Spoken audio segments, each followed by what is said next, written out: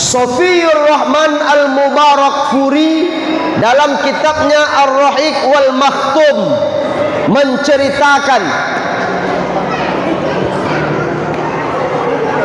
saat Nabi mengalami kesedihan, duka cita, bela sungkawa yang sangat mendalam bapak-bapak, karena ada dua peristiwa yang dialaminya. Apa tuh?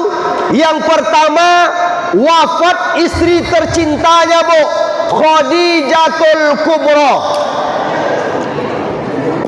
Istri tempat dia nak bercerita, tempat nak berkasih sayang, tempat nak bermanja.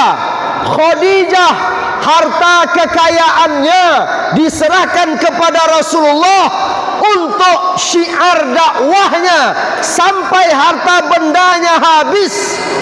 Namun kecintaan Rasulullah kepada Khadijah lebih cinta lagi Allah dengannya.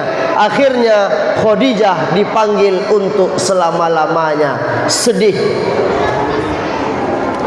Kita Pak, kalau di rumah tangga, kalau mati bini sama mati laki berbeda keadaannya. Ibu-ibu, oh Bu, Bu, masih ada tuan di belakang? Bu, agak jauh ibu-ibu ni di belakang. Di rumah tangga tu Bu, kalau istrinya wafat duluan, suaminya masih hidup, suasana keluarga itu tidak begitu romantis. Kenapa Pak? Karena ibu-ibu ni di rumah ibarat lampu, cahaya. Secantik apapun rumah, semegah apapun rumah, kalau sudah tak bercahaya, gelap. Masjid kita kok cantik, yang membuat dia megah gegara ada lampu biru gula. Iku biasanya banyak warnanya dulu kok. Putih. Putih daya. Mana copek putihnya? Warna masjid kok. Ingat dulu leh kata Ustaz Taubat, mak macam tompek Melagu katanya. Ini dulu banyak lampu ni warna-warni, cantik meriah. Ibu-ibu di rumah seperti cahaya. Kalau sudah tak ada ibu-ibu di rumah, gelap suasana. Kalau istrinya masih hidup, suaminya sudah tak ada, anak-anak bisa dikoordinir elok-elok, masih bersatu lagi. Tapi kalau istri sudah tak ada, suaminya masih hidup, kadang-kadang anaknya tak ke mana, suang ke barat, suang ke timur. Iya kan Bu? Iya nak Bu? Iya nak Bu? Mana ndak mati laki atau mati bini dulu?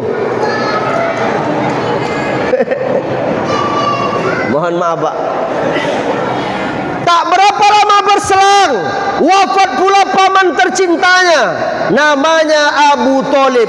Abu Thalib paman Nabi, tapi sampai wafatnya dia tidak mengakui bahwa Muhammad itu adalah Rasulullah. Tapi saat Rasulullah berjuang, Abu Thalib lah berada di barisan depan. Dia keluarkan pedangnya untuk menentang kaum kafir Quraisy yang melawan dan menentang Rasulullah. Di saat ia butuh pendamping dalam hidupnya, Allah panggil Abu Thalib.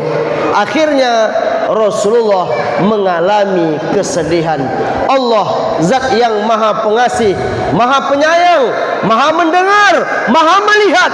Dia tidak ingin kekasih hatinya berada di rundung kesedihan. Akhirnya diperintahkan malaikat Jibril untuk datang menjemput Nabi, mengadakan perjalanan suci. Itulah dia peristiwa Isra dan Mi'raj. Setelah Nabi pulang dari kota Taif, sebelum Nabi melakukan hijrah, lalu pada malam hari dibawalah malaikat Jibril, dibawalah oleh malaikat Jibril Muhammad dari kota Mekah di Masjidil Haram menuju Masjidil Aqsa di kota Palestina dengan menggunakan kendaraan buruk namanya. Setelah sampai di Masjidil Aqsa di kota Palestina, Rasulullah melakukan solat sunat. Rasulullah menjadi imam untuk nabi-nabi sebelumnya. Setelah itu barulah dimi'rajkan, dinaikkan ke langit. Dari langit pertama sampai ke langit ketujuh. Di langit pertama jumpa dengan Nabi Adam. Langit kedua ketemu dengan Nabi Yahya dan Nabi Isa. Langit ketiga jumpa dengan Nabi Yusuf. Langit keempat jumpa dengan Nabi Idris. Langit kelima jumpa dengan Nabi Harun. Langit keenam jumpa dengan Nabi Musa. Naik lagi sampai ke langit yang ketujuh, bertemu dengan Nabi Ibrahim alaihi salam. Naik lagi ada namanya Rafraf, naik lagi ada namanya Mustawa, dan naik lagi ke tempat yang paling tinggi namanya Sidratul Muntaha.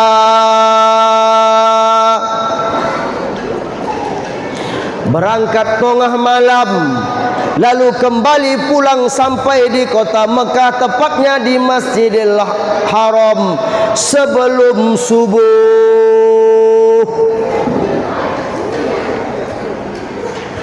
Pagi-paginya berceritalah Nabi dengan sahabatnya cerita yang dialami tadi malam. Lalu melintas Abu Jahal mendongak, disampaikan ke khalayak ramai bahwa Muhammad sudah gila. Cerita yang disampaikannya tidak benar, karena apa yang disampaikannya tidak masuk akal. Akhirnya terpecahlah kelompok saat itu. Ada yang sepakat dengan Rasulullah, ada yang sepakat dengan Abu Jahal. Yang setuju dengan Abu Jahal, maka dia mengingkari kejadian Isra Mi'raj. Yang sepakat dengan Rasulullah, maka imannya senantiasa meningkat. Siapa itu? Yang membenarkannya adalah yang pertama Abu Bakar As-Siddiq. Maka dia diberi gelar As-Siddiq disebabkan dialah yang pertama sekali membenarkan kejadian atau sejarah Isra dan Mi'raj itu.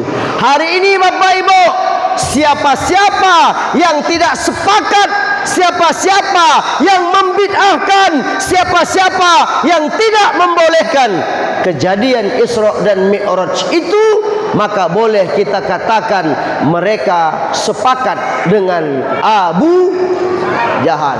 Mudah-mudahan kita terhindar dari Abu Jahal. Amin. Ada di tanah merah kau pengikut Abu Jahal? Mudah-mudahan tak ada.